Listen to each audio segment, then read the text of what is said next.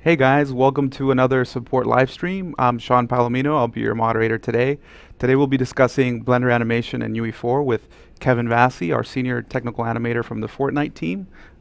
Kick us off. All right. So, as Sean said, my name is Kevin Vassey, and today we're going to be talking about Blender and the way to, in particular, get a skeletal mesh out of Blender and into UE4, and hopefully some settings and general Blender information.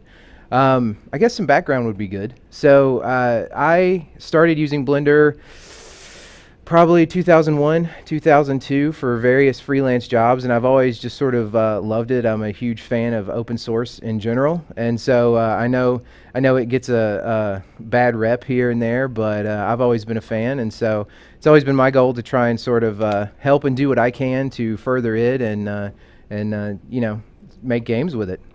So should we just get started? Let's do it. Yep. All right. So I'm going to pull up some stuff for you guys. First of all, and we do have some questions to go over later, and if anything I say strikes a chord, please jump in and chat with Sean. And hopefully you guys are seeing everything okay. So the first thing that I wanted to kind of do is sort of go over my settings for UE4 in particular, and sort of get you guys up to speed on at least what I like to do. If you're looking at your screen right now, you'll see that Blender, this is its default state, which I absolutely hate. So the first thing I usually do is select everything and delete it. Let's talk about units right quick. So first things first, come over and click your little scene icon. And if you're doing games 30 frames a second for the FPS, I have a background in film, and we always worked in 24 frames per second, but for games, it tends to be easier to work in 30 frames per second. Next thing is over here on your scene page, you'll see your units. So there's some various discussion about UE4 and what units it uses, but you're always safest going with metric centimeters. If you're fans of Maya and other software, you know that you can pick your units that you want to work with. I always just click on metric, leave it degrees. Here's the important part. So as a lot of you, I'm sure, if you use Blender and are trying to get especially FBXs in and out of Blender from various software packages and deliverables, you know that the scale is going to be all over the place, and that the object itself is probably going to be rotated and turned in various ways. And so what I want to do is clear up some of that, at least with UE4 materials. So in this case, leave your scale at 1. This I usually go ahead. I'll stop right here for a second too. Blender is, and I'm sure you guys know, notorious for hotkeys and having to know where all the little hotkeys and options are. It's also notorious for the left-right click problem, and that's a discussion I have with a lot of people here. A lot of people here, they like the standard method of clicking. I prefer the default hotkeys in Blender, and the right clicking doesn't bother me, although I still do click around occasionally and get the 3D cursor. If any of you guys I'm sure that I'm preaching to the choir here, but if any of you guys are new to Blender, Shift-C will get your 3D cursor back and center your object. So with the units set to metric and degrees and your scale at 1 and your FPS at 30 and all of the initial content deleted, I always come up and then make this my startup file on whatever machine I'm working on. And you're going to have to do this if you have Blender on a laptop and on a desktop. You're going to have to do it per machine or copy around. But I usually just set it up once and forget it until a new version comes out, and you'll have to redo it there as well. So let's go ahead and open up the fun stuff here. And which version are you on now? Right now, this is version 2.7.3, and that just came out maybe a week ago, maybe just a few days ago, and there were a ton of Fbx updates that I'm sure you guys read in the release notes, and I was very excited. Originally, I was kind of planning for the stream and getting the work done in 2.7.2, and it was much more difficult. So now with the additional functionality in 2.7.3, it makes things much easier, which is great for everybody. All right, so let's talk about what I've opened up here. As you guys probably know, the issue with Blender when dealing with FBXs that have been rigged in any other software is the joint definitions, how Blender defines a pose, an armature, and the joints underneath. With 2.7.3 coming in via FBX, a lot of that has been fixed. Let me bring up an image. Bear with me 1 second while I pull this up. And I can go over the actual importing as well, but let me slide this over because I have a nice screen capture for you guys. So hopefully that's not too small for you guys. If it is, we can go over it. Here are, for 2.7.3, here are the current import settings that I used in this demo for this mannequin character. Before we get into the details of that though, this character is available as an FBX file on UnrealEngine.com.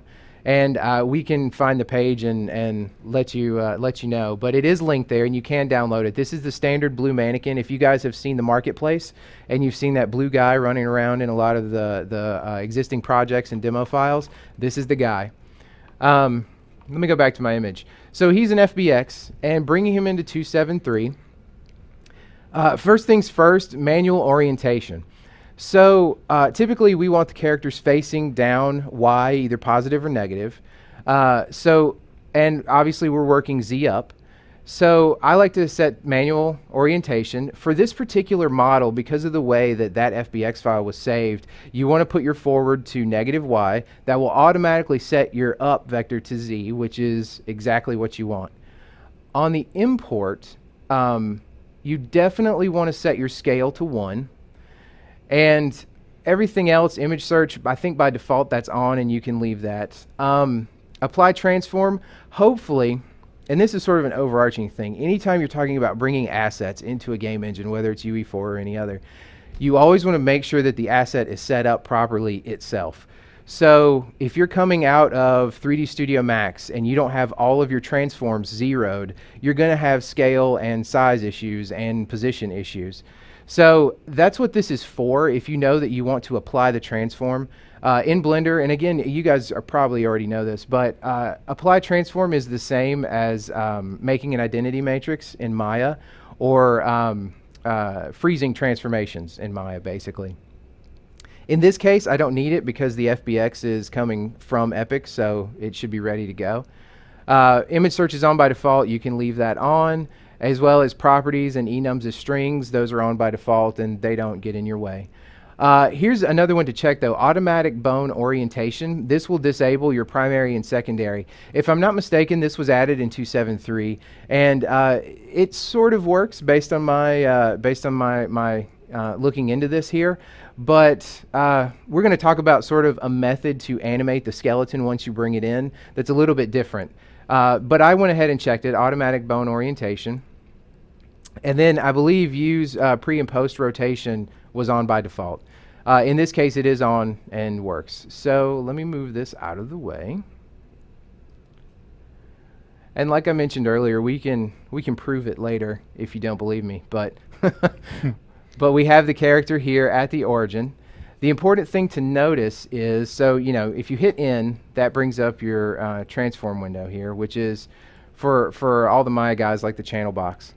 I'm going to right click on the model itself, and the important thing to notice here is that the Z, which is the height, is 1.921 meters, which means that it is 192 centimeters, which means that he is a little over 6 feet tall, which is exactly what we want. In particular, this character, if you notice his proportions, it's based on a previous project that we've worked on here at Epic. So he's a little bit bigger than 6 foot because he's a little bit more of a heroic character. That's what this mannequin is based on. So that skeleton is set up for him. That's why he's 1.92.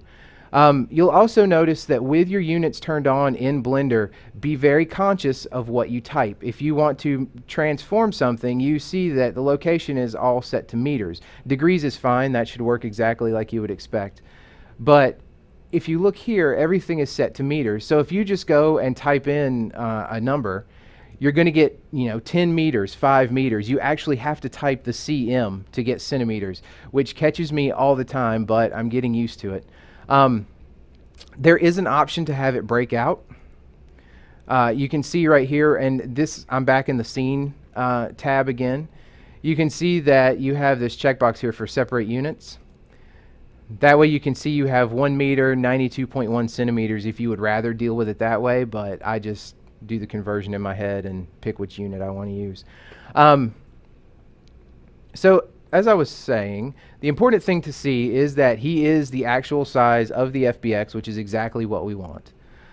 So let's take a look a little bit deeper here. I'm going to hide our geometry, and I'm going to grab our armature and go over to the armature page, and let's set it to octahedral. Wow, that's scary. You're going to see quite a few things coming in from the Epic rig. So if you look, your pelvis, that hierarchy is your actual deforming skeleton. You'll see here you have an IK foot root and an IK hand root. Those joints need to exist for the engine when you bring the character in. Now typically in Maya, when you open a rig like this, you will see that the IK roots, and this has been this way for Unreal for as long as I've used Unreal and UDK. You have this sort of joint that comes up to the hand and then goes all the way across, and it helps with placement for your weapon and for your gun, and that gives you a point in the engine to place those things. Here it's working the same way, but if you've used Blender, you know that the way that they sort of show connections between bones is a little bit different. You can, if you want to come in and clean this up, you can come in and grab all the heads and tails for the joints and actually move them so it better resembles Maya, but it's okay if you don't. But those giant joints, that's what we're talking about right there. So I'm going to go ahead and hide those just to see things a little bit easier. So let's open up. Also shift clicking, just like in Maya, will display your entire hierarchy. So let's get in here and just take a look around just a little bit. So again, in Blender, you can see your connection lines. One thing, just a little trick that I like to use, I noticed a lot of the questions and comments on the forum talk about, I've got this character set up and it's facing this way and it's rotated this way and everything seems right. And then when I bring it into the engine, it's just all crazy. Make sure that when you're working with a rig in Blender, especially if you know your result. In this case, it's really nice because the Fbx that's provided will work in other 3D software. When you bring it in here, you can compare it, and you can actually see, in Maya terms, if you turn on your LRAs, which is your location, rotation, axes, you can actually display them in here as well, and then double check and make sure. So you can see that the joints are facing a certain way, they're rolled a certain way and rotated a certain way. So if you were to load something from Blender that you put together into the engine and you notice that the rotations look off, this is just a little trick to come in and be able to visually see those things, as well as the names. I usually don't turn the names on, but it can be helpful at times. So just to prove, I'm going to go back to stick mode, which seems to be my favorite working mode. I'm going to come out of edit mode, and let's go into wireframe here. Let's see how accurate I can be with this wireless mouse. Let's go to pose mode. Oh, and in general too, I'm not sure how to gauge your sort of level with Blender. If you have any questions about what I'm doing going into pose mode, edit mode, object mode, obviously there's a plethora of stuff on the internet that can kind of point you in the right direction, but feel free to ask. I don't mind answering those questions either. So I'm going to jump into pose mode and then come back and try and grab the joint, and it looks like I got the thigh, which is great. So rotate on X, and you see that we have the character working. Right now, it's also important to note that this is just a deformation system with surfaces. This is not IK. Nothing is hooked up for you to actually be able to animate with this file yet. But hopefully in the future there will be, and you guys can take this and run with it as well. So right now you just have the deformation system with twist joints and skin weights on the mannequin. So this should be a good basis. So now let's say that we've got this set up and we want to get it into the engine and jump out of Blender.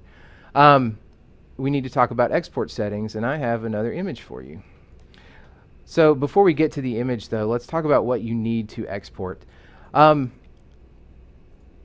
in a minute, I'll open up another file in Blender that sort of gives you an idea of what I'm talking about with this sort of driven skeleton system. I know that Rigify is pretty popular with the community, and I've played with it a little bit. I have not devoted a ton of time to Rigify, and the reason why is because my goal was to get characters from Blender animated into a game, or at least get the rig inside of Blender where I could manipulate it, and then have the ability to retarget animations in the engine onto that rig.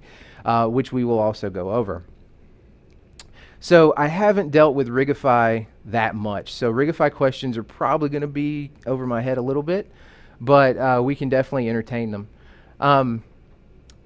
So what you need to export from Blender for the engine is basically everything you see here. I'm a big fan of using selected objects only. So what I like to do is keep layers. Again, any Blender noobs, please ask questions about layers because they're very important. I usually keep my deformation system or the deformation rig and the geometry on one layer, and then whatever I'm animating, whatever actually holds the key data will be on another skeleton. Then eventually we'll get baked to the deformation system. So you want to export the deformation system. In this particular file, it's really easy, so you can just hit A and grab everything that's not in pose mode. Let's go back to object. So now we have our surfaces, our deformation system selected, and you should see over here everything's got the appropriate highlighting. File, export, Fbx. So exporting an Fbx, that's the import. Don't get confused. There we go. So here are Fbx Export Settings. These are a little more involved than the import settings, and oftentimes I also have to kind of take a step and make sure that I've got everything. These images, you might think I made them for you guys, but actually I made them for myself as well.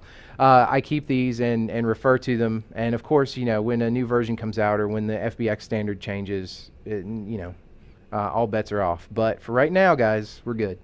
So I use the 7.4 binary. Selected objects. This one always gets me. If I have a big scene and I forget this, it takes forever and I wonder what happened. And always make sure you do selected objects if that's your chosen method. Here's the important one for UE4. Set your scale to 100. The idea here is, I mean, ultimately you're going to want to create your own characters and you're going to want to create your own rigs.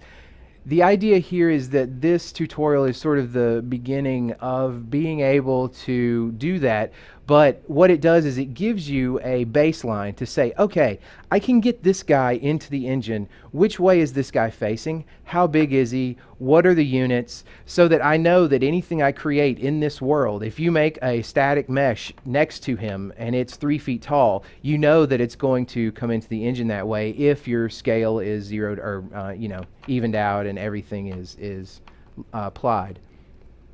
So for this example, set scale to 100. Again, I'm going to reiterate as well that with Blender, because it is open source, a lot of things do ebb and flow as far as functionality. These things may change in a future version. These things may not work for 2.7.1, 2.7.2, but for right now, set your scale to 100. Remember we set this on the import. Set it again so that your forward is -y, and that will automatically set you to Z up. Now here's a kind of an important little one down here, apply transform. So, in Blender, and I mentioned earlier that applying a transform in Blender is the same thing as freezing transformations inside of Maya. And I've tried it both ways with applying like rotations. If you notice when we go back to Blender, which I will do right now, let me cancel out of that. You'll notice that this is a skinned character. And so you'll see the scale values, and you'll see that there's a -180 on the Z, and you'll see some data floating around in here for the various components that you can click on, and like your armature. Now notice the armature is set to 0.01 scale, and it still has the same -180 flip on the Z. So with the actual geometry being set to 100 and the actual rig being set to 0.01, it makes for an interesting relationship. I wouldn't get hung up on it and worry about it too much. honestly, it bothers the heck out of me because I'm one of those guys that I love to have my rig zeroed out. I love it symmetric. I love everything in line, all my T's crossed and my I's dotted. In this case, because we're working on an asset that was not created in Blender, we're going to have to just deal with some numbers in the data. And again, these numbers are only in the environment of Blender. We have our scale set to 1, and that's the important thing. That means that whatever size it is in the 3D space inside of Blender is going to get sent out with 1 when we go to Engine, and that's the important thing. So let me go back to the options. So apply transform, I wouldn't necessarily worry about it. Typically the workflow, when you're going to be creating a character for the game, you want to have your character set up and created, and you want your rig, your deformation system there with all of your weights. That's going to be exported to UE4 as a scale mesh, and you're going to generate a skeleton asset that's going to be a basic list of all your joints in that character. When you animate, you're going to be animating in a separate file. So sort of break away from those ideas. You're going to have this one blend file that will be your character, and then you're going to animate in a different one. So applying transform is not that big of a deal right now. I usually always pick armature and mesh and get rid of everything else just to make sure it's very clean. Apply modifiers, you definitely want that. Here's a big one, smoothing. So anytime you export like from Maya, you want to make sure that your smoothing groups are on. That's basically the same thing. In this case, in all my testing, I've picked edge. I don't necessarily know if that is the best for the engine or the most efficient for the engine because 273 is so new, and the way that they've changed the export options, that's sort of still being worked on, but edge definitely works. So for right now, I would go with that. By default, I believe you will have add leaf bones turned on. Turn this off, please. So this is an option that, to the best of my research and knowledge, and you guys may actually know more, is done to help the skeleton definition from Blender to Fbx so that it works a little more like a skeleton definition from Max Maya, where you have a joint and you have an entire bone, and it's not made up of a base and tail and a bone. And so turn this off, or you will get a whole lot of errors when you try to go to UE4. Baked animation, I leave that on, and these two I have not had a reason to turn off yet. Nothing here, nothing here, nothing here, nothing here, nothing here. And so with the defaults down in the lower half of this sort of window, you should be good to go. So let's check some results. Let me go get the engine. And Kevin, we can share these images in the forum post after the stream. Perfect. Okay, so now what you guys are looking at is the third person template. So what I did was I opened 461, I believe, and I wanted to make sure that we were using the engine that is available to the public and nothing secretive going on behind closed doors here. So let's go to about just to quell fears. 461. So this is available for you to use at home. And I started a new project, and I picked the third-person template to start with. The reason why is because I wanted to have a session in Unreal 4 where I already had a character working and set up with animations, so that I could bring my other character in and just see if it's working. I like to do that initially, even though I may not be making a third-person game. That's how I learn with UE4, and I think I can speak for a lot of people here that say, even though we use UE4 on a daily basis, we're always learning more new things about it. And this is the way that I like to sort of debug and sort of plan and see. I'll bring in a character, bring in another character, see how it's hooked up, look at it, evaluate the blueprints, check out the retargeting, and make sure that it's working in that case. That way, when I get to my game and I bring that in and it blows up, I can go, okay, well, I can sort of remove my asset from the problem because my character worked over here and it's not here, so it's got to be something that I'm doing wrong.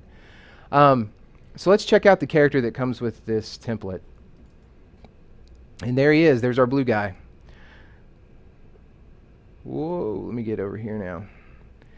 So this is the default mannequin that you'll get on the marketplace and in any of the templates and whatnot. Let's check out his animations. So he's got an idle here. And the jumps are always fun, but let's go down to something a little more dynamic. A run and a walk.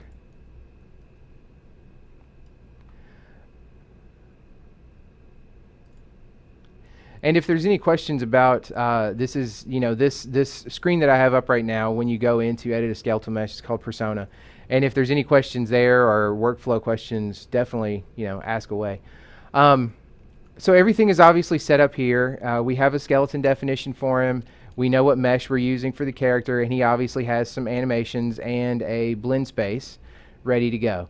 So although we will not be covering the intricacies of setting this stuff up with the blend space and the blueprints, that's a completely different tutorial. We just want to talk about getting a character from Blender into UE4 that's the same size as our world and works with retargeted animation. All right, let's go back to our map. I'm in the character folder. You'll notice here's your skeletal mesh. Here is your anim blueprint. Here's your skeleton definition.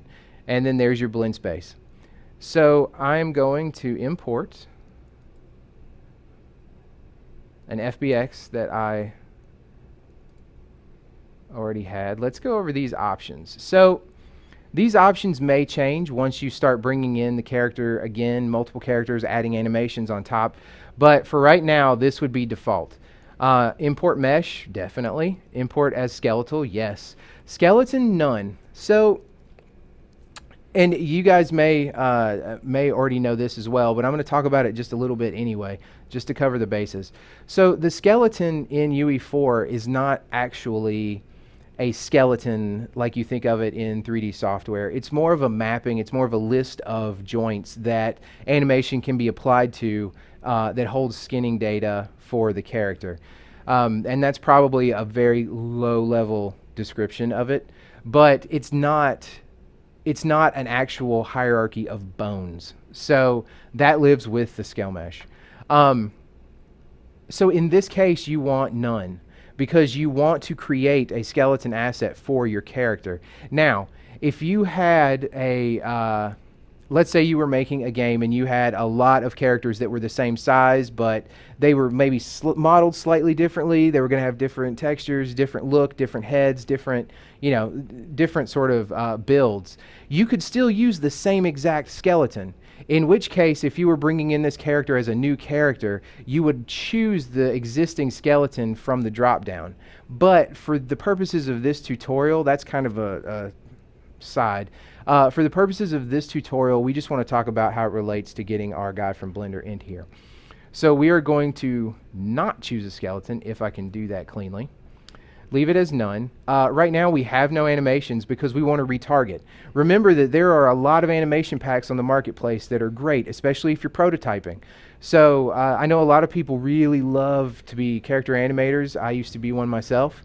And you want to get your own animation in there, and by all means do. But for prototyping, deving, just to see if your stuff is working, this is a great way. So don't import anything right now. We're going to retarget. Everything else should be fine. Typically, textures and materials, for scale meshes, I usually turn those off. In this case, it doesn't matter because we just sort of have this default character. If I had textured this guy in Max or any other 3D software, or Blender for that matter, which their 3D object painting is really cool. And maybe that's another stream. I can show you some work there as well. But in this case, just leave it on. Normally, I would not do that. Normally, I will always create my materials and textures and import them separately in UE4 for my games. So in this case, I'm just going to leave them on. And this stuff is fine. So let's hit import. Fingers crossed.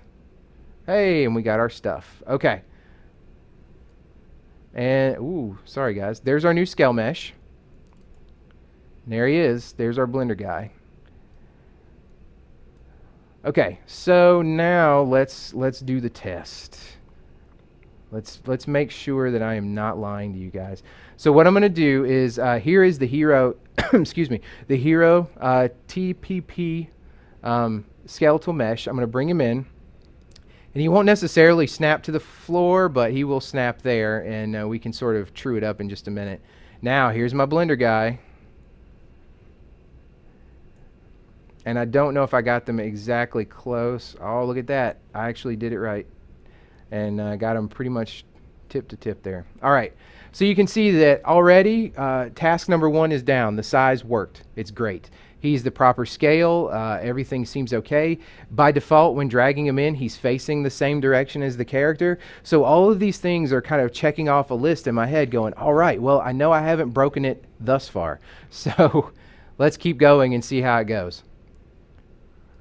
Okay, so here's our guy. This is again in Persona. He just has a template texture, and that's fine for us right now. So everything looks okay. Let's go check on his skeleton.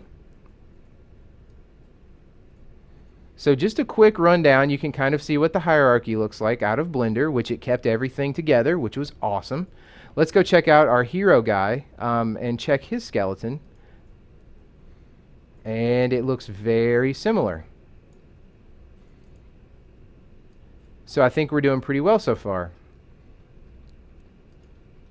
All right, so animations.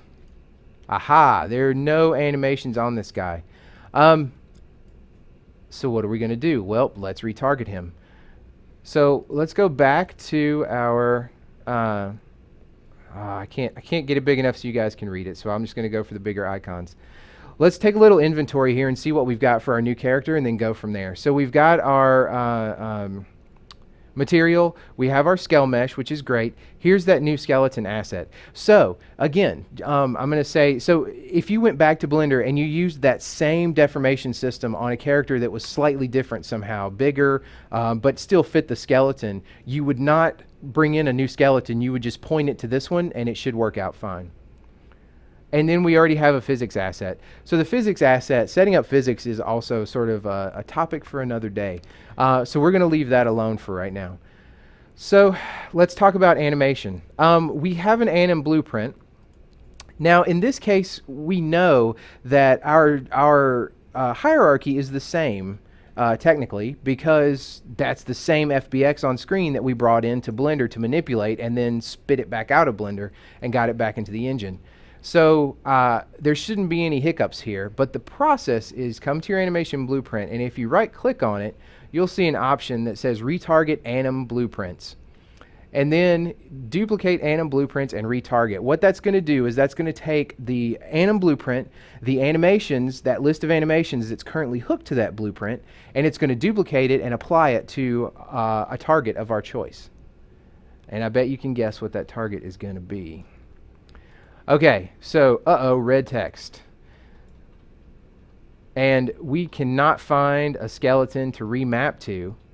This, I'm not sure about. This, I'm still kind of working on myself, guys. The skeleton is the same. Coming out of Blender, there must be something that it is adding to that Fbx file that's tricking UE4 into not seeing that the hierarchy is the same. But we know that it's the same. And even if it wasn't exact, it would still be okay. So Kevin, Demo Man 4 yes. is screaming, save, save, save. I agree completely. All right. So what do we do? Well, there's an option down here that says show only compatible skeletons. If we click that off, now all of a sudden our skeleton is available. And this is our scale mesh UE4 Mannequin 273 Blender skeleton. So I'm going to click it, and you see over here, let me drag the window. You can see our guy pop up. Again, scale looks good. Let's click select. And bam, it was retargeted. So let's go back to Persona. All right, so now back in Persona, let's go skeleton, mesh, animation. So if I refresh the animation menu, you'll see now I have the same list of animations that we had previously. You'll notice that they have a star because technically they are copies of that animation. It's not pointing to the same one. This is a new copy of the animation. So let's double click it and see what happens. Lo and behold, we have animation retargeted onto a character from Blender. Let's try the run. Make sure everything's working. Looks like it. Looks like Engine IK is working.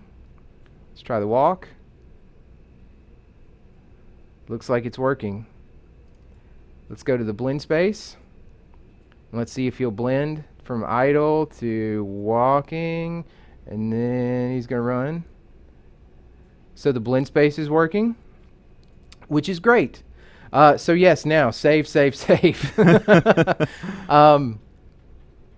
And that is basically how you would get the character from Blender. So again, to sort of give you this pipeline, we took an FBX that you could say was delivered to you from somewhere of a character that you wanted in a game. You took it into your only 3D package that you had available, which was Blender.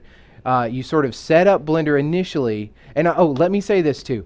I have found, and I'm not sure about 273, but I have found with Blender that if you open assets and you're working in a file and then you go, oh, the units, and you go and set your units, it can typically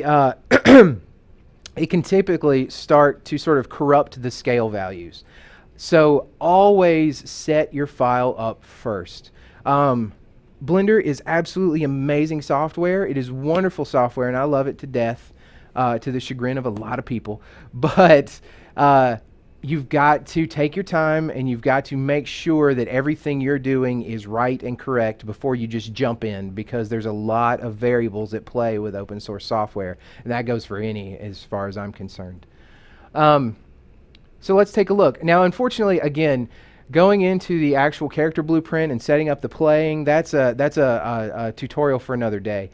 But you can see now that we have another asset that we can then go behind the scenes into the blueprints, into the anim blueprints, and swap out the character and actually have him running around a level. Let me switch back over to, let me pause this guy. And I'm going to minimize the engine. While I'm bringing this up, if there's any break for question, I'm going to open a different file here. Sure. For those asking in chat, this live stream will be archived in our official YouTube channel.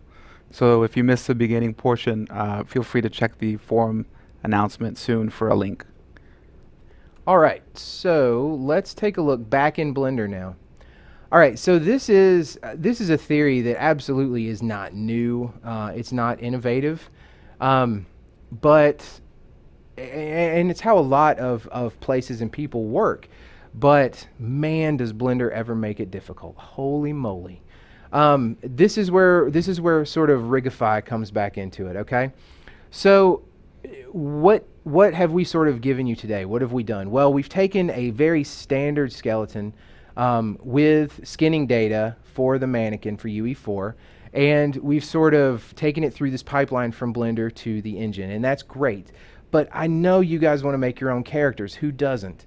So what are you going to do? Well, I would say start with this file, start with the FBX, start with this method, get everything in the pipeline working, and then start adding another character and seeing where it breaks and change it, see where it breaks and change it, see where it breaks and change it.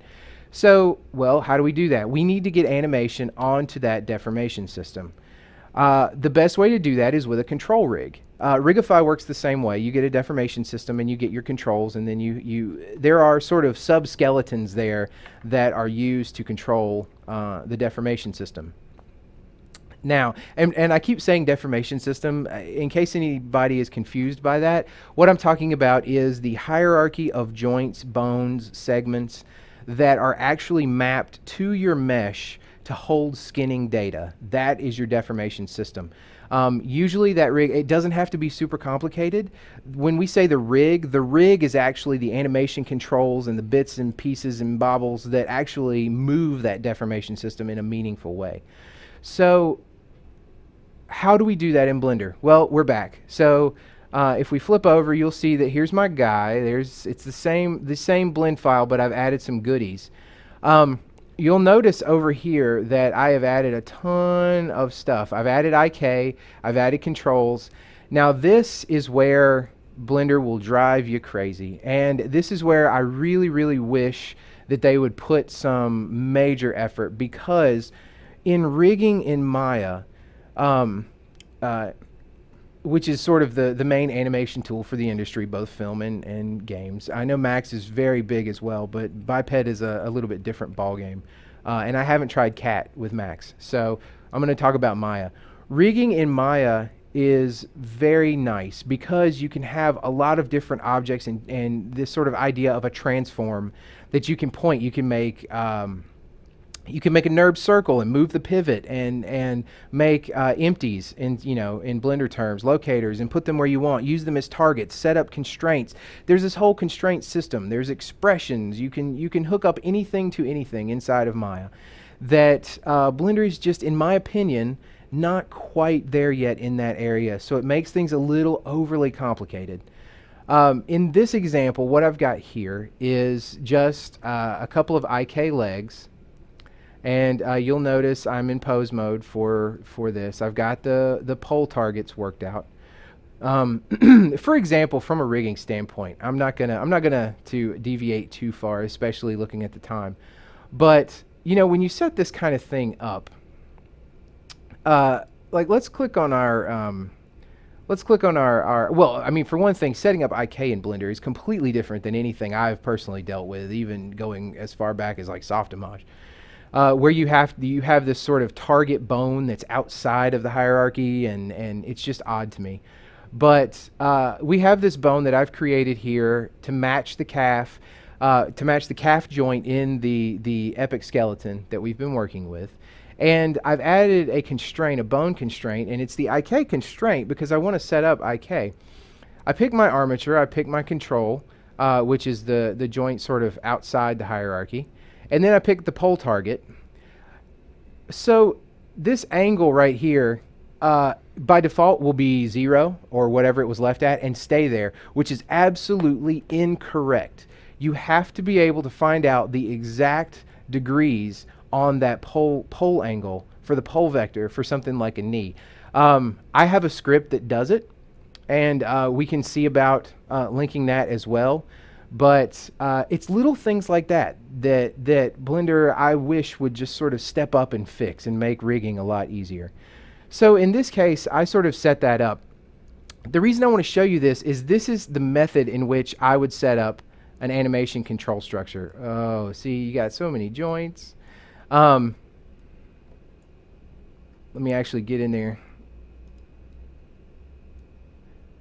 So what this is sort of a separate rig that's just driving the Blender rig. And like I say, this is not breaking any new technical ground here. This sort of idea has been around forever and ever. But the setup in Blender can be kind of tedious. This is where I would say that if you're going to be creating characters for UE4 or even animating this skeleton without the retargeting, without using anything from Mixamo or the marketplace, this is where you should focus. Is this sort of rigging accomplishments. And they would be accomplishments because it's very difficult to sort of set this up. It's difficult to see. It's difficult to know kind of what you're doing.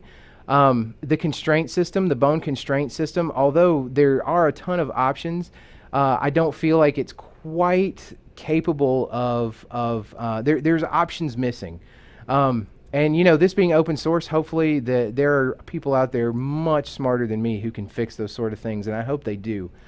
But the question on how to animate the skeleton is you need to rig a control skeleton, in my opinion. You don't want the animation data directly on the deformation system until you're ready to export, and then bake that down and export only that skeleton. So if I was going to export this, instead of just hitting A to select all like we did before, well, in this case, so I've cheated a little bit here.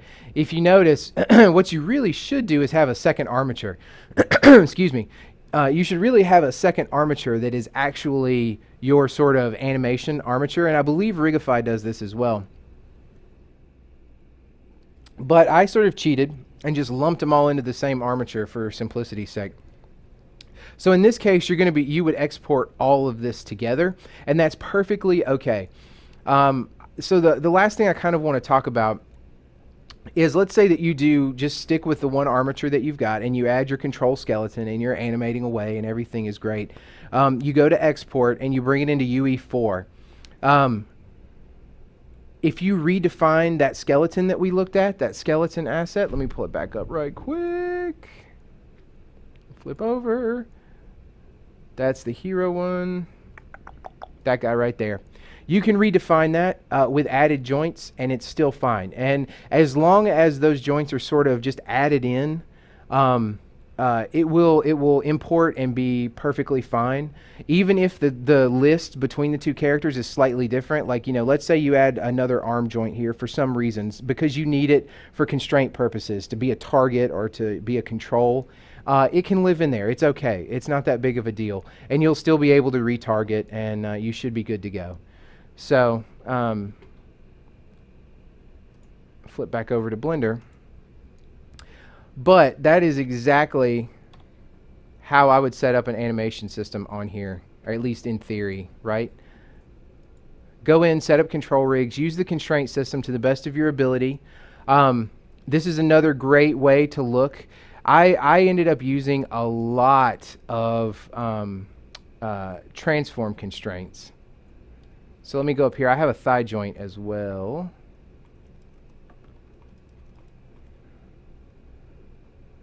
Let me flip around here and get the actual one. Oh, you know what? It's part of the IK. Let me grab the rotation joint down on the bottom. Whoa, that's a lot of joints to flip through, isn't it? So in this case, I used a copy location. Let me flip here. I can't find the one that I want. Well, let's talk copy location. So, or if you're using copy rotation, or the one that I use a lot is transformation. And that's just a lot of information to go through, which we can also entertain questions about if you guys have never used the transformation.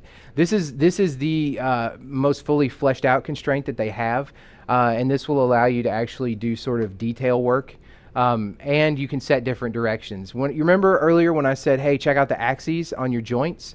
Well, the reason why is because when you turn that kind of thing on, which let me get out of pose mode and turn that on.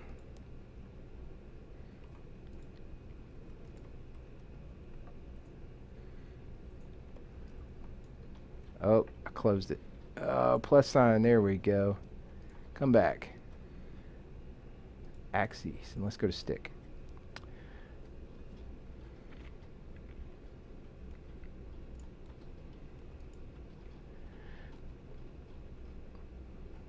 So now let's flip back over here. So if we were going to do a transformation constraint on here, if you just set this up with 1-to-1, it's very possible that when you rotate this joint right here, your foot may go the opposite direction or completely different. What this allows you to do is map different axes, translation, rotation, and scale to a target axis, translation, rotation, and scale. So you could say like, well, if I rotate X in a certain positive or negative direction, that's actually going to rotate this guy's Z in a positive or negative direction. You'll run into a lot of that, especially with bringing in a rig like the Fbx file that we've been dealing with. So this is sort of the meat and potatoes of setting up a control system for animation. It doesn't really matter what you use to move that deformation system. If it's got keyframes on it, it will get into UE4. We've established that pipeline. It works. You can animate them directly, put IK on them directly. But just know that if you add extra joints and you export, it's okay. So, and I think that if you guys have questions, let's hear them. Yeah, we actually have quite a few. Okay. We did have some in the forums and a bunch coming through the live stream. If we can pull them up over here. Mm-hmm. Questions. I guess let's start with Snow. I heard last year that Epic Unreal donated to the Blender Foundation to further development of UE4 Blender integration. Has any progress been made with that? So I heard a rumor about that as well, and yes, they are working on some things. From what I've heard, and I actually did play with a custom cut of Blender that had some better integration. One of the things that they're working on is the sort of interface. And I can pull Blender back up, but really, since I don't have the custom cut, it really wouldn't matter. They're working on the interface so that the hotkeys and things that you use to navigate inside of UE4 will also work inside of Blender. So there's a lot of preference work going on right now. And that's as far as I've seen. I know that there is still work going on, but that's all that I have personally seen and sort of played with, and it was really cool. So. Sweet. We'll move on. We actually have a couple questions from, I'm probably going to butcher this, Half Blade or HAF Blade. What are standard settings which you can recommend in Blender for some great workflow and import-export? So, and I think we sort of covered that a little bit. Even if I was doing a static mesh, I would still set my file up the same way. The startup file. So when I went back to Blender and I sort of set the units and set 30 frames a second and deleted the content, and I saved that as my startup file. That way I know that when I go to Blender and click new, I'm going to be ready. And I'm not going to get into the situation where I go in and I start modeling this cool thing, and then all of a sudden I realize, oh no, I didn't set my units, and now I'm going to have to work with the scale and get into a mess. So I try to do that first. Again, metric and degrees seems to work great with UE4, and that works out well. Sorry, I was reading ahead. I don't think there's anything other than that. The Fbx settings that we talked about and sort of hopefully we'll publish in the forums are what's working right now. And like I said, I made those images for myself, and I'm just glad to be able to share them with you guys. And they'll be posted in the forum too. Unreal Alex, who's moderating the chat, will have those available once the archive is up. And we can actually roll into some of the questions that we've been getting through the live stream. This is from DemoMan4. Mm-hmm. How do you transfer models from Blender to UE4 that use cycles-generated materials? Okay. So, bad news, Demo Man. I do not believe that that is possible. I have not tested with 273, but previously I was doing a pretty extensive paint over of some actual Epic assets inside of Blender using the 3D painting to kind of get that hand-painted style. At the time, you cannot paint a cycles material on an object, and so I did not test that directly.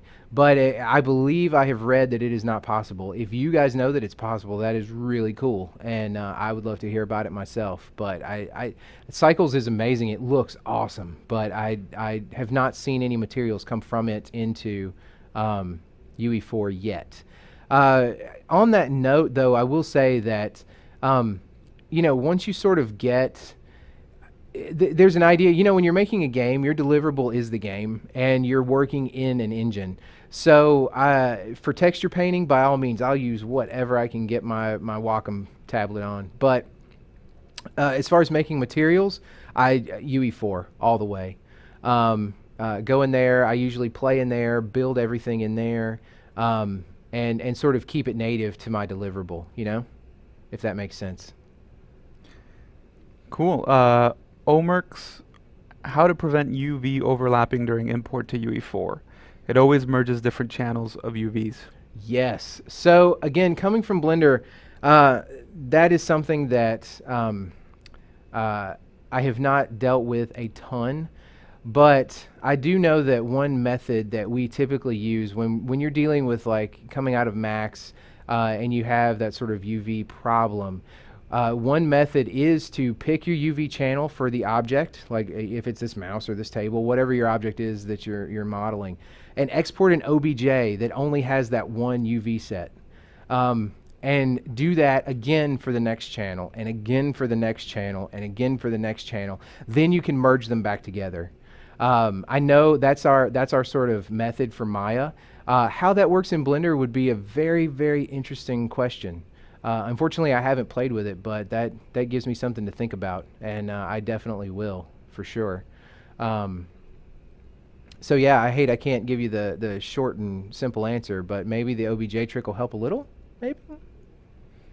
And we can also do follow-ups in Answer Hub. So if you have additional questions, please submit them in answers.unrealengine.com, and we'll share them with Kevin, and he could follow up there. Abatron Game is asking, would the LOD setup be similar as in Maya? Yes, absolutely. That's one thing that works pretty well, between the two. So, although in my sort of deving and I've been spoiled with having Maya. Although I've always dreamed of the chance to be limited, if that makes sense, to only open source. I would love to do a project which is only open source, but yes, you can transfer LODs that way. Cool. Martian Jeff is asking, can you safely delete the IK bones, or will that mess up the export and cause it to not match skeletons? The IK bones, the ones that come in with the skeleton, like the sort of epic IK bones, the engine needs those. If you're talking about the IK bones that you would create to make IK for the skeleton, once the animation is baked onto the deformation system, you can definitely delete anything that was affecting it. At that point, when you bake animation on there, you should not have any constraints, controls, none of that should matter anymore, because it's actually baked down to the deformation skeleton, which you would then export as animation. That's sort of again, that's a little bit of a process. That would be another good sort of tutorial to do if the Blender community is interested. Should you invert the normal maps if you are importing textures and have normal maps? I have not created, I usually, again, being spoiled, I have not really sort of previewed my normal maps in Blender. I know that there are some issues with that, and I know that UE4 has a sort of interesting relationship with normals and normal maps, even coming out of other 3D software. So typically when I model something, I will use Photoshop, actually, and use some of the sort of game texturing tools in that, like Endo and Dedo, and preview my normals there, and then take it directly to Engine. So I haven't done a whole lot of normal previewing and prepping inside of Blender, actually. Our next question comes from Zumba Pup. Can you use a blend space within a blend space? For example, have a layered blend space. I'm thinking a blend between standing versus crouching, but still using the locomotion blend space setup for both. You can have multiple dimension blend spaces. If you look over here, I'm going to pull UE4 back up right quick and find the blend space. Where did it go? Oh no! And in Blueprint, you'll see that on the blend space, if I can come across it here, it will have a 1D. Let me actually see if I can get it here.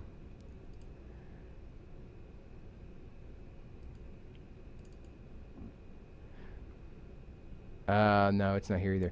You'll see though that this is a one-dimensional blue space, or one-dimensional blend space. So it's only going in the one dimension. But yes, you could go left and right on here and control various other animations. So that was a long way to say, yeah, you can. KX Havoc 87 is asking, Kevin, can you please explain any differences as if you were dealing with a random asset mesh, such as a crate or street light? Would import-export settings be the same? I think it's very important to explain this. Import-export should be the same, yes. I mean, if you model to, well, I think the important thing is inside of Blender, set up your units.